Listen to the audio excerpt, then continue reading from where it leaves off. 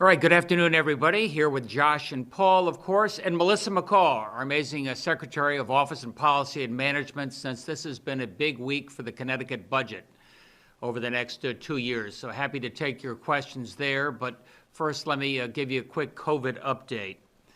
I think what's relevant here is still a lot of testing. Our positivity rate, 2.3%. That's the lowest it's been in 3.5 months. So that's a trend line that's going on now for some weeks, and that's extraordinarily positive good news. New York's about 3.5%. They're beginning to go down as well. So this is happening nationwide. Let's make sure this time it's permanent. Let's make sure the vaccines make it permanent. Hospitalizations are down, so we have good capacity there for any type of surgery you may need. Fatalities, a lagging indicator. We have some work to do. The vaccine update, still doing very well nationwide in terms of the percentage of our population who've been vaccinated and in terms of the number of doses, percentage of doses that get a shot in the arm. 61% of the 75 and above have been vaccinated, 13% of the 65 and above, 65 to 74 have been vaccinated. That's some of those were in the nursing homes, but that's a population that's ramping up quickly. I do got to tell you that there's about 300,000 people still in the 65 and above category that have not been vaccinated, and we're only getting about 69,000 vaccines a week. So this is going to take a little more patience, but I'd like to think those number of vaccines could ramp up in a couple of weeks. And so far, so good. 580,000 doses administered to date. Let's move over to the budget, just because this is a big week. Melissa's been briefing the House and Senate, the leadership, some questions from the press today. We laid out our priorities, our goals in a speech on Wednesday. Number one, just the segue, if you don't defeat COVID and break the back of this virus, nothing else matters. Our budget and economic growth will be topsy-turvy. We're breaking the back of COVID. Number two, a more affordable Connecticut. We tried to make that a point of emphasis. What we're doing in terms of municipal aid going forward, holding everybody harmless there, plus another $100 million that we're getting out of CARES Act, as well as bonding, going to those 25 most distressed municipalities as a down payment on pilot and a more progressive pilot payment, the likes of which Marty Looney's been talking about. You know, a good idea. Healthcare, what we can do to continue to bring down the high price of healthcare, make it more affordable and accessible for each and every one of you and our small businesses. Probably the most interesting there is something I'm doing with Charlie Baker in Massachusetts, a cap on increases in pharma prices, drug prices. That has been one of the fastest increasing pieces of our healthcare costs. Let's deal with the underlying costs of healthcare. That's how you bring it down for everybody. And finally, we'll spend a few more minutes on this, full funding of education plus some. What that means in terms of a opportunity for our kids who has some catching up to do after a COVID interrupted school year, and what that means in terms of helping us to hold down property taxes. Next up is investing in our future. Last year and this year, we're spending a lot of time on transportation. We have a transportation fund that's slowly going to be underwater over the next few years. We've got 2 more strategies for the legislature to consider. We can talk about those in a minute. Transportation Climate Initiative, as well as a highway user fee on big tractor trailer trucks that would raise us enough money to make real investments. And secondly, what we're doing in our budget as regards IT, telecommunications, broadband. I think we have found loud and clear over the last year of COVID that we're more dependent on broadband and IT and our Chromebook or iPad than ever before.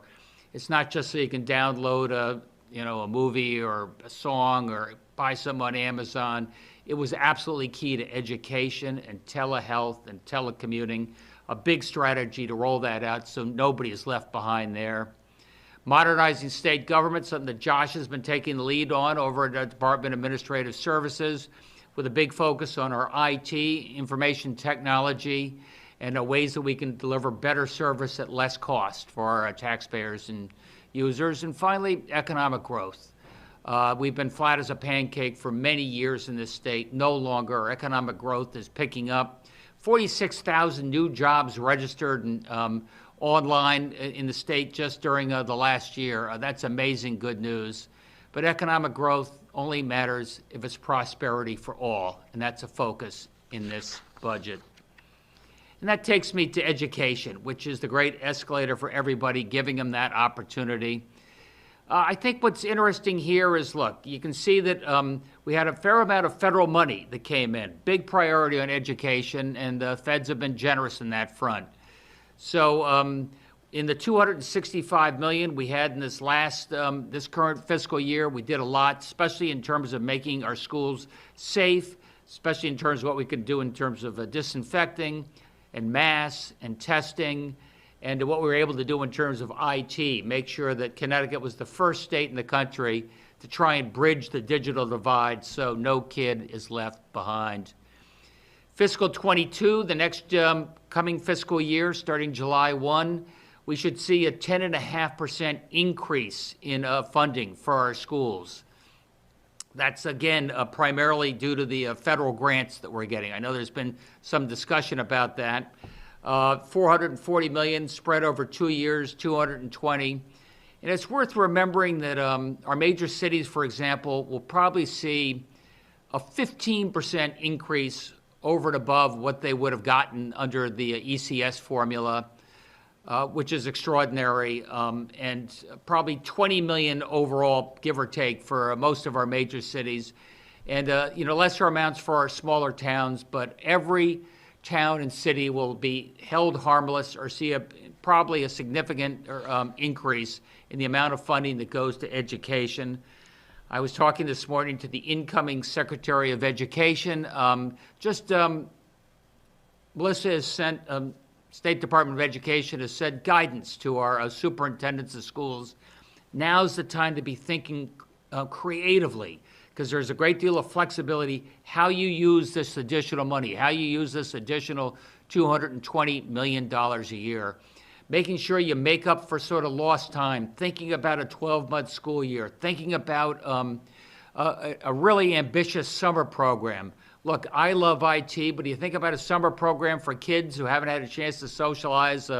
Miguel was saying, think about the outdoors, think about our aquariums, think about our museums, think about ways that summer education can be fun, socializing, and help our kids get back up to speed. I thought that was really good information, and also a bit of advice. Think about the kids with disabilities. Think about them, because they've been particularly hard hit by COVID. This is an opportunity. We've got resources to back you up to make sure no kid is left behind. Next up is our human service providers. I heard Melissa taking some questions on them. They've been heroes. They've been heroes over this last 12 months. And we need them going forward as well. What they've meant in terms of social services, the number of people who have been isolated and quarantined, the incredible distress that's putting on people, what we've had to do in terms of other services related to the COVID pandemic. So this current year, we had a 13% increase for our not-for-profits. And we were able to provide all the PPE they needed, help them maintain their adequate staffing levels. Some of them lost some of the service-related revenue because they weren't able to do face-to-face contact. We were able to make up on that as well. We've got an increase scheduled for this coming year for the not-for-profits as well, probably in and around $2.7 billion, but I think that's over and above what we're going to see coming from the feds over the course of the next 30, 60 days. That state and local aid will be able to show our commitment to the amazing not-for-profits who've been taking care of people in this time of need. Quickly, we also have a capital budget. I earlier made reference to what we're doing in terms of transportation. I think in 2023, you're going to see we have additional money coming from the feds as well. I think we're looking at additional trains on the Waterbury line, back and forth, more capacity there trying to speed up transportation on I-95 through Fairfield County, right up through Meriden. A lot of the programs we talked about last year, and ways that we now will be able to fund that through TCI and through the highway user fee. Broadly, in terms of bonding, 1.4 plus billion a year in terms of authorization. Again, we've got 50 million more in terms of municipal aid to get going on the pilot program. And secondly, a big emphasis on economic development. Give us your best ideas there. And affordable housing, especially affordable housing in the downtowns and transit-oriented development. I want to make sure that this is a society where everybody has a chance to have a roof over their head and a great education. And that's what our budget is all about. And finally, transportation. I think this is just very quickly. You can see what we'd have to spend in terms of transportation if we don't get the enhancements I mentioned to you in terms of Waterbury, in terms of speeding up transportation, fixing up our trains and the such. And the Transportation Climate Initiative, as you know, is something we're doing in association with fellow governors in Massachusetts and Rhode Island. It's a fee for the wholesale users based upon the amount of pollution that they produce. That would generate about $80 million, $90 million a year for the state of Connecticut, which we can use to speed up public transportation. And the highway user fee, just on those biggest tractor trailer trucks that come through our state, creating the most damage. Same fee as they already pay in New York and Oregon and beyond. We'd mirror that, and it's a way that we can keep up with our transportation infrastructure, which is so key to economic growth.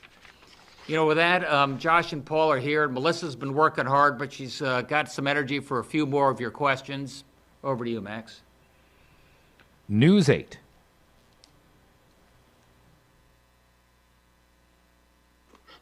Good afternoon. Thank you, Max. Oh, go ahead. Sorry about that.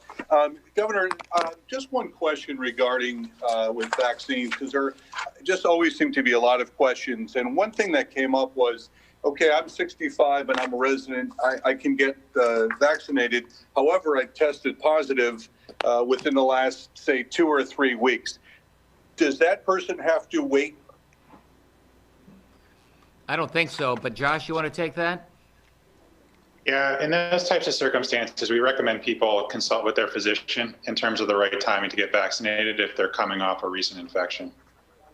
So there's nothing, though, set in stone that if you have, say, tested positive within 30 days or 28 days, because I think that was what came out of New Haven yesterday, that you had to wait a certain amount of days before you were to be vaccinated. Yeah, there's nothing carved in stone, but again, we recommend people talk to their doctor. Okay, and Governor, we know of Northern Correctional, and you spoke about two other facilities being closed. Have you named those other two yet?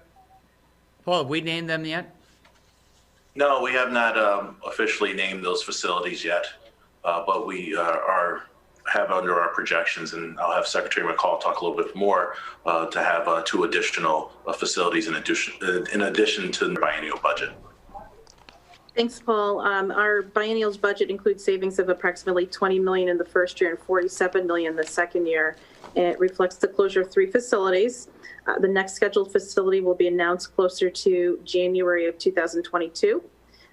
We have a protocol that we follow to ensure that our state leadership, as well as our unions and our employees, are noticed before a public announcement. So look forward to additional updates as we progress through the calendar year. Thank you. Fox 61. Governor, for those listening, can you confirm exactly who is next in line for the vaccine after those ages 65 and older are completed? And any update on when those specifically with underlying health conditions will be able to be vaccinated? Yeah, I mean, we just started the 65 and over, so it's going to be at least a few weeks, depending on the uptake and depending on the supply of vaccines.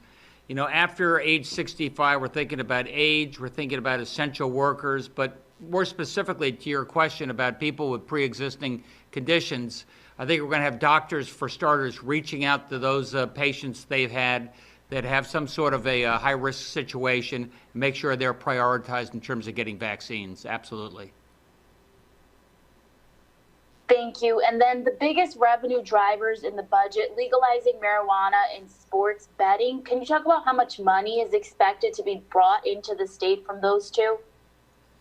I can just tell you, we're still negotiating on the sports betting and the iGaming, so we'll have a little more detail on that. And marijuana is subject to passage, but probably not much in the first year, a little more in the second year. But you have something there, Melissa? Absolutely. The governor was spot on with respect to sports betting and iGaming. Still under negotiation. We have a soft estimate of approaching $50 million in the second year. And with respect to recreational cannabis, the program would start in May of 2022. So through the biennium, starting in fiscal 23, we would have revenues of approximately $33 million, which would take some time for those revenues to increase. We are expecting that after fiscal 2023, we would provide 50% back to municipalities that have been disproportionately harmed by cannabis use and enforcement. So program starts May 2022, some small revenues through the biennium, and expected to grow thereafter with funds being reinvested back into the communities that have been impacted. Great, thank you. Channel 3 Eyewitness News. Yes, Governor, taking a broad look at the state, we're seeing the positivity rate, the hospitalizations, they're all trending down over the last few weeks. Is the vaccine the driving effect here? Is it immunity? I think those are two things. I think we had probably a fair number of people infected. We may not even have known it, so they have some antibodies. Obviously, we're up over, about 12% now in terms of people who have been vaccinated, particularly those who are at the highest risk. That makes a big difference. And there seems to be a certain sine wave to this. Maybe the Northeast and around the country is all going through the same type of process, but it is on a downward trend, not only in the Northeast, but most of the rest of the country as well. And my final one, you hinted at this on Monday that some of the executive orders could be revisited, maybe dropped. New York is going to be opening up indoor events in March to crowds of 150. You got a letter from several Connecticut associations and industries asking you to do the same. Is that something that you're going to consider? These are the type of things we are going to consider. We just figured, we just had Super Bowl. We're watching the variants. It's been, a week or two. I think early next week we'll be in a position to make some clear direction on that. NBC Connecticut. Good afternoon. I wanted to ask you about this buddy system that Massachusetts has instituted, where even if you're not eligible for the vaccine, you can still get one if you're accompanying someone who is, say, the adult child who is taking care of a 75-plus-year-old patient or parent. Any thought of doing that here? Sounds complicated. What do you think, Josh? It does sound complicated. We are fortunate that many of our towns are setting up similar programs to provide transportation for people who need assistance getting to a vaccination site. We're also providing support through the state. If anyone is having trouble, if you're 65 and above, you're eligible to get vaccinated, you get your appointment, and you need help getting to a vaccination site, please do reach out. Start with your local health department or your local municipality. If you're still having trouble, call 211. But I don't think we need a program like that to ensure that everyone has access to a site. Okay, and speaking of access, yesterday the state released data showing the racial disparity of vaccination in our state. So what are you doing going forward to ensure that people of color do have equal access to the vaccine? Well, I'll start. I think you know how big a priority that's been going back in time. Look, we found during testing, for example, that a lot of people who go through the drive-through testing were very enthusiastic about it. Often the worried, well, we want to make sure that those who are more hesitant about getting tested, now those getting vaccinated, will make an extra effort to bring the vaccine, first bring the test, bring the vaccine to them. You probably saw the big program we have with the churches, in particular the African-American churches. A few months ago we would bring the testing van there. Now we're bringing the vaccination van Maybe the minister gives people a heads up at the end of the service. It's safe and effective. Do it for your community. You maybe saw during the Super Bowl, the public service announcements we had. We're working this pretty hard. What else, Josh?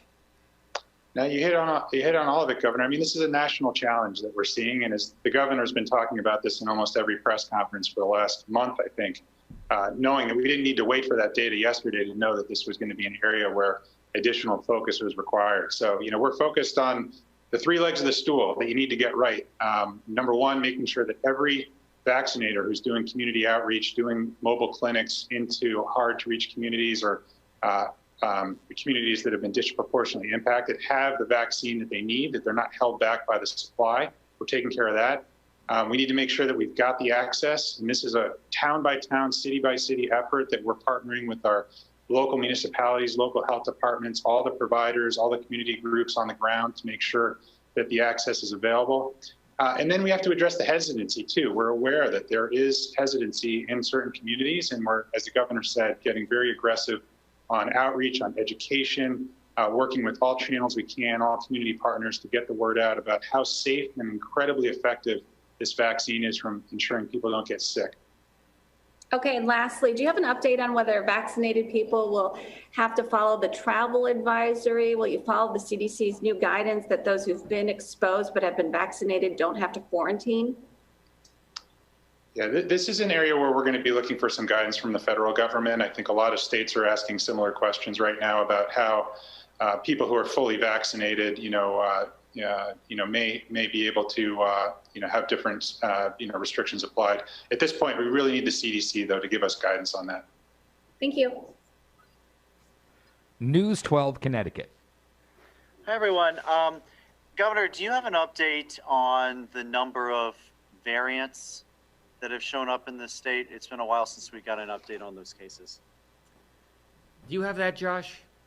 Yeah, well, the State Department of Public Health had announced over last weekend that the count had grown to 20. Fortunately, we've not had any additional cases identified as one of the B117 variant since then. Great. Melissa, if I could follow up on the prison question. I know you said that you're not going to announce any additional prison closures until January, but the new DOC commissioner, when he was testifying a few weeks ago, said that he would be naming an additional prison by mid-February. So I just want to be clear that that announcement's not going to be made now? No, he was likely referring to the first closure, which was Northern. And after we have a process that we follow from a collective bargaining perspective to make sure that our union officials and our employees are aware, that's likely to be several months out before you hear of the next one. And just for clarification, we announced one in February, we'll announce one in July, and then we'll announce another one in January. So you're probably a couple months out before you hear from the commissioner on the next closure. At the end of the day, we're really focused on facilities that have low occupancy rates, where we are spending an operating cost and personnel, and yet we're not fully utilizing the facility. So stay tuned for further updates from the commissioner and the governor's office on that. Okay, thanks for clarifying that. And Governor, this one's directly for you. I asked Melissa this yesterday, but I want to get your take on it. You know, the trucking industry is looking at this new mileage fee and saying, hey, you couldn't get tolls passed last year. How is this not an end run around that? Look, the big tractor trailer trucks cause, overwhelming amount of the damage on our roads. And they're coming up from outer state, driving through New York, driving through other states where they either pay a toll or they pay the highway user tax, or in the case of New York, they pay both. And I just think it's appropriate that when they tear up our roads and they come through here, they make a bigger contribution. I think we've done this in a way that is doesn't require a lot of new technology, doesn't require a lot of capital costs. We can get it done pretty quickly. It would raise real money that we need to A, save the transportation fund, and B, make investments to get our state growing again.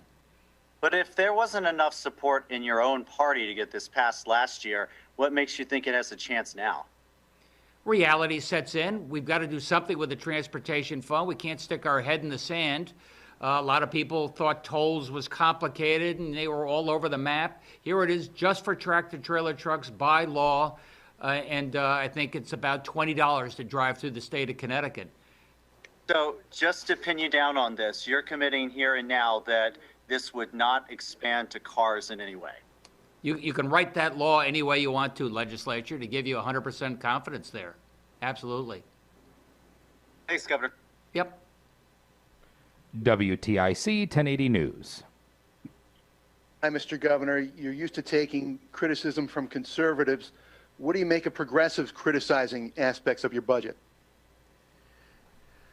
Look, we've got a lot of additional investments in education, a lot of additional investments in our not-for-profits. We're not only holding our municipalities harmless, we put money in place for them as well, and that's before the state and local aid that I think will be passed by the Biden administration. So I just tell everybody, slow down a little bit. I think we're in a place right now we're going to be able to take care of people during what's been a horrendous 12 months.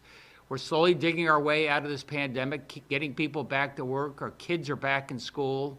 And we'll see if we need to do anything else a month or two from now. And back to COVID, do you have any update on vaccine supply? Last week you said it was on the upswing. We did have a clinic or two where they had to stop for a time. Has that been resolved, and is supply picking up? Well, we've talked to the manufacturers. I know they're negotiating another 100 million doses with Moderna and Pfizer. We have not gotten any indication yet from the federal government when we might see those additional doses, but I'm very hopeful.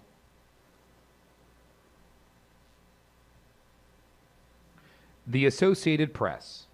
Thanks, Max. Good afternoon, everyone. Governor, you mentioned that doctors would be reaching out to people with a pre-existing condition. How is this program going to work? Would people need a doctor's note to prove that they have one? I just wonder, will it be an honor system? I don't think it's an honor system, but I do think that you'll be able to set up an appointment at Hartford Health or Trinity, wherever you maybe are, and your doctor would help get that arranged. Josh, do you have any more thoughts on that? Yeah, as the governor mentioned, we've got about 3 weeks to 4 weeks before we get to the next phase, and we'll certainly be providing a lot more specific guidance well in advance of by the time we get there. And Josh, maybe this is for you. What did you learn from the testing rollout in terms of trying to reach out to minority communities? Was the social vulnerability index used back then like you guys are using it now to try to gauge the levels of vaccinations? Yeah, we learned a lot from that process that we're leveraging now, both in terms of the community partners that we can work with, both on the provider side, as well as on the kind of outreach and education side as well. And so we're partnering with many of the exact same people that we worked with to scale up our very successful testing program now on vaccines. So there is a lot of commonality there, Sue, in what we're doing. And one last one, thanks for that. Where do things stand in terms of vaccinating inmates and correctional officers? Sure. So Commissioner Quiros and his team are about halfway through vaccinating the correctional officers. That's been going well. And they are also about halfway through vaccinating incarcerated persons who are 65 and above. Actually, just before we came on the line, he shared with me an incredibly wonderful bit of news, which is of the first 204 incarcerated persons who are 65 and above who've been offered vaccine, 200 of them have accepted. So 98% acceptance rate, which is really fantastic news. Wow. Okay, great. Thank you so much. The Connecticut Mirror. Thanks, Max. Couple questions. In the press release that came out yesterday talking about the issues with racial disparity, it mentioned that there was going to be a 10% increase in allocation to communities that are on the SVI index. What's the total percentage of our weekly allotment that's now going to those, what you consider to be the SVI communities, if you have that, Josh? Yeah, so the communities that are 75% or above on the SVI represent about 60% of the state's population, and prior to that had been receiving about 75% of the doses to locations in those cities and towns. So that would be in addition. That's obviously providers in those cities, not that, they serve and help vaccinate people, beyond as well. But what we're really trying to do is make sure it's as convenient as possible for people in those high SVI towns to have access to vaccine. I mean, do you have a sense why some, I'm thinking New Britain and Bristol off the top of my head, but why some are lagging behind others? I mean, Stanford's done great, New Haven's done great. I'm sure you've studied what's going on in some of these cities that seem to be lagging a little bit behind. Yeah, I mean, as we've discussed, each city is a little different, and some get organized a little faster and more aggressively than others. And there's some areas where we need to step in and help out, help bring the parties together to get things moving. But I think we're seeing progress across the board, and we're optimistic that we'll have access available for everyone who needs it in those towns as well. And one last question for the governor. Governor, I noticed that the Department of Public Health budget's pretty flat, which kind of surprised me given that the Mathematica report pointed to the fact that they were short-staffed to some level when the pandemic started. Any particular reason why they don't seem to have much of an increase in the DPH budget? I think I'll pass that one over to Melissa, but I think you're going to see there's some CARES Act support there that supports public health, including the Department of Public Health. But Melissa? Thank you, Governor. You are spot on, Governor. The Department of Public Health has received considerable resources from the federal government. In the most recent CARES Act funding, they received over $200 million. It will support testing, contact tracing, detection and mitigation. They've received prior stimulus dollars to help with technological resources for the labs, as well as for data systems in terms of how they manage public health pandemics. The feds have been very focused on providing resources to strengthen our health departments. And so for that reason, the department did not see any need for additional general fund resources. We will leverage our federal dollars. And if there are any gaps thereafter, then certainly we'll consider general fund support. But there's quite a bit of work to do that they've been tasked by the federal government and resources to support it. So they're in good position to strengthen the department and their responses in the future. Thank you. The Waterbury Republican American. Thank you, Max. A real quick, budget question. I was listening to Waterbury Mayor Neil O'Leary testify for legislation that would authorize, funding for more prisoner reentry centers. They're looking to establish one in Waterbury. I looked through the budget and I didn't seem to find anything in there, but I could obviously have missed something. Is this something that the administration is contemplating or is reflected in your budget, additional funding to establish more community reentry centers? Governor, I'll take that one for us. We did not specifically add any supports for reentry. We do have funds in the budget to support the Project Longevity program within Waterbury, which is a part of their criminal justice efforts. But Waterbury is one of the 25 distressed municipalities that will receive additional funding under the governor's proposed budget. And it's certainly if they felt it was important to invest in reentry, Waterbury is going to receive an additional $9.7 million in fiscal year 22. So they could certainly use some of those additional muni aid resources to support those efforts. Okay, so that funding is not tied to COVID response then? 50% of it is tied to COVID response, and the other 50% has some flexibility. Oh, okay, thank you. And I guess this might be a question for Josh or the governor. The DPH analysis that was released yesterday stated that this was not going to be information that was going to be reported regularly. We've certainly heard a lot about the trust gap, and this information could help in letting people know what's happening in terms of vaccine coverage. So are there plans to at least periodically report this information? I realize it's there's challenges in gathering and reporting it, but. Yes, we will provide updates from time to time. Absolutely. All right, and in terms of the correction officers, what is the vaccination rate among, well, not just the correction officers, all prison staff? Because I think the survey we had reported maybe a week or two ago, I think it was about 50%, maybe.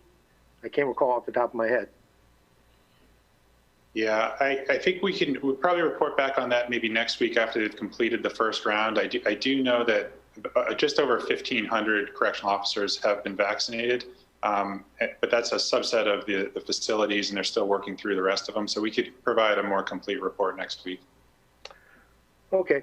And in terms of vaccination administration, is it ever going to be the case where, say, much like businesses will have a flu shot clinic, will there be, as we progress, will there be opportunities for, private companies to arrange sort of COVID clinics? Well, I think for the next couple of months, we'll be very focused on providing access to broad segments of the population as quickly as we can, with a significant focus on equity and how it's being distributed.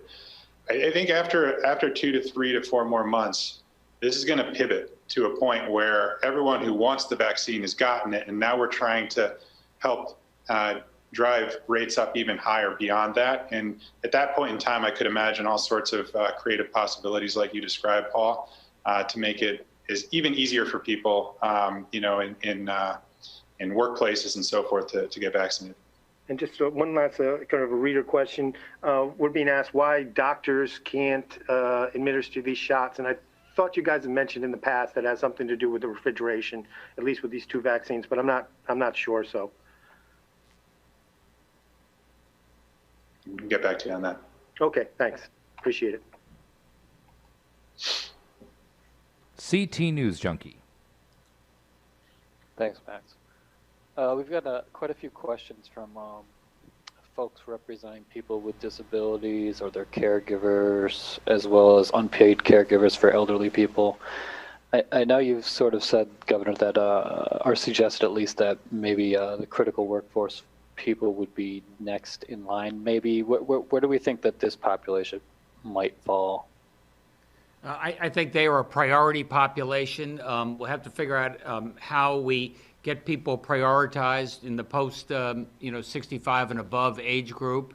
Obviously, folks with a particular health disparities, we're going to make sure they're prioritized as well. Thank you.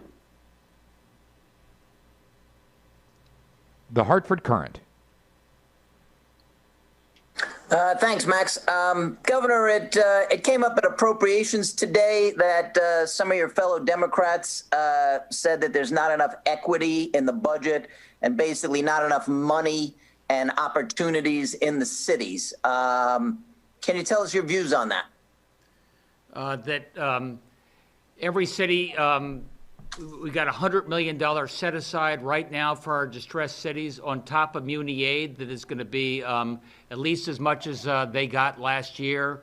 I think you've seen in terms of education funding, especially for our cities, they're going to see significant amounts of additional resources going forward.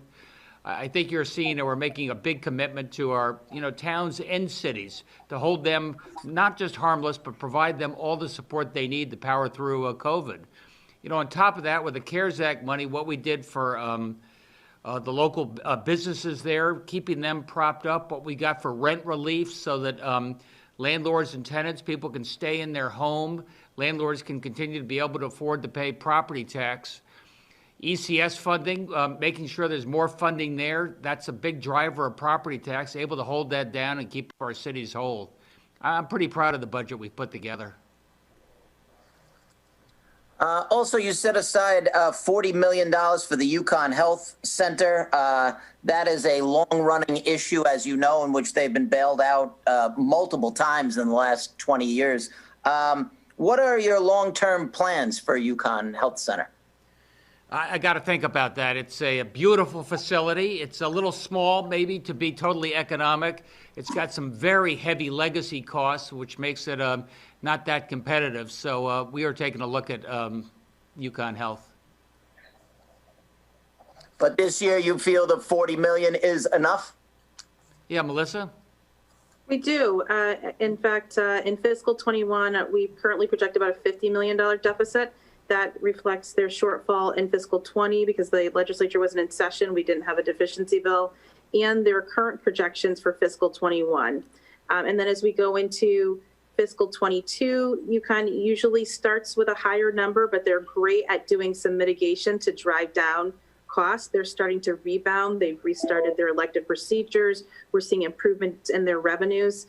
So we feel confident right now that 40 million is the starting point. And as we do every month, we will monitor what's happening with their projections on the ground, and we'll adjust accordingly. I think we're in a good starting position. Okay, thank you. Hearst, Connecticut Media.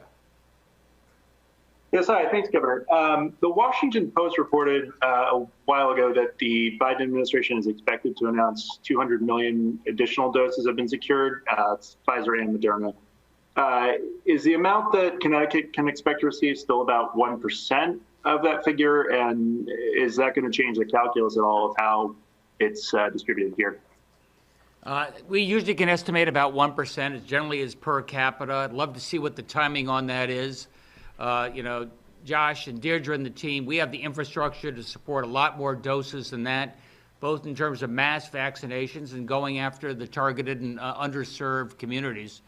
I think that's extraordinary good news. It helps us get through the 65 and above age group a lot faster and move on towards essential workers and younger people. Thanks. And then actually on that, I just want to clarify, is it going to be essential workers next, or is it going to be people with underlying conditions, or both? Give us a couple of weeks. We're talking to CDC. I'm on with the head of the COVID task force in the White House yesterday just to get a little more guidance in terms of how we want to do it. I've seen other states where they just open it up to everybody. It's a free-for-all. You try and sign up online. It's jammed up after about 3 minutes. That's not the way we want to go. I think it's worked pretty well by appointment on a process as we slowly open up by age group has made a big difference for Connecticut. Thanks. And then one more. The CDC had some recommendations about double masking that came out the other day. Are you wearing 2 masks whenever you go out, or what's your take? No, I wear 1 mask at this point. If you feel more secure wearing 2 masks, it's probably a pretty good idea. I'm happy that Connecticut people are more likely to wear their 1 mask than just about any state in the country, and that's a good thing. Thank you. Hey, thanks, Peter. Look, I just wanted to say, one thing in closing. Josh and Paul, thank you for what you're doing. And Melissa, we got 2 women who have been superstars in our state over this last week. One is Melissa McCall. She has been jumping through hoops. This is probably her 6th briefing as regards the budget. She's a walking encyclopedia on these numbers, putting in place a budget that reflects our values in our heart and gets this state moving again. And, talking about shots, there was another shot I think heard round the country. It was on a Monday night. It was Paige Beckers from the Yukon women.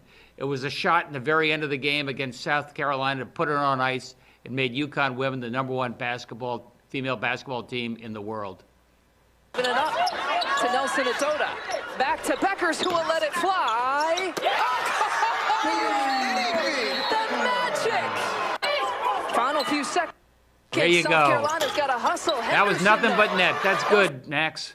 That was nothing but net. That's a shot in the arm for the state of Connecticut. Nice going, Paige. Nice going, Yukon women. Take care, everybody.